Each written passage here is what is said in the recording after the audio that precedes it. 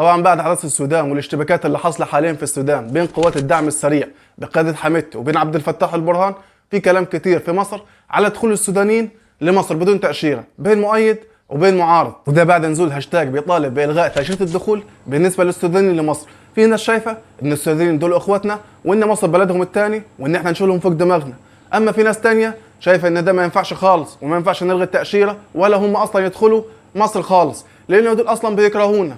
وبعيدا يا سيدي عن ان هم يدخلوا من عدم، انا اتمنى ان هم يدخلوا وان احنا نشيلهم فوق دماغنا، لكن هل امنيتي انا او رفضك انت ان هم يدخلوا او ما يدخلوش ده هيأثر في حاجه؟ اكيد لا، لان الدوله هي اللي شايفه او هي صاحبه القرار ان هم يدخلوا او ما يدخلوش. لكن انا عايز اكلمك في حاجه تانية. اولا يا سيدي ما ينفعش ان انت تدي حكم على بلد كامل او تاخد انطباع على بلد كامل لمجرد موقف معين.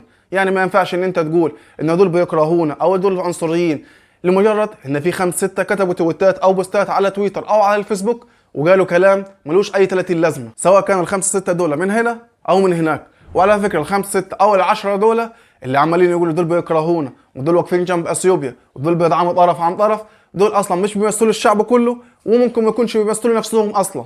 وبرضه حته ان هم السودانيين لو دخلوا على مصر هيأثروا على العماله بتاعت مصر. طيب يا سيدي اولا احنا كلنا حكايتنا على الله سواء هنا او من هنا، ولو هأثروا كانوا السوريين أثروا علينا، وعلى فكرة السوريين أثروا على مصر بالإيجاب مش بالسلب.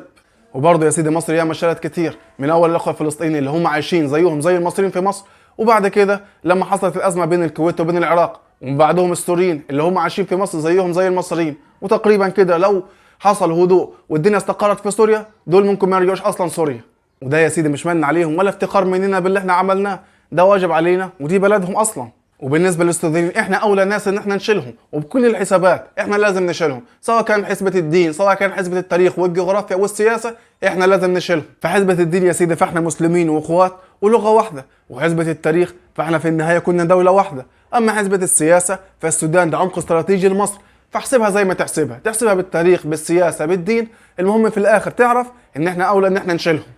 وبعدين يا سيدي لو جالك اي حد ايا كان جنسيته وهربان من اشتباكات وضرب وحرب او هربان من ازمه اقتصاديه يعني جوع، ما ينفعش انت في الوقت ده تكلموا عن ان هم بيكرهونا او ما بيكرهوناش. في الوقت ده لازم تنسى كل حاجه، اي حاجه جالها 5 6 من هنا او من هناك.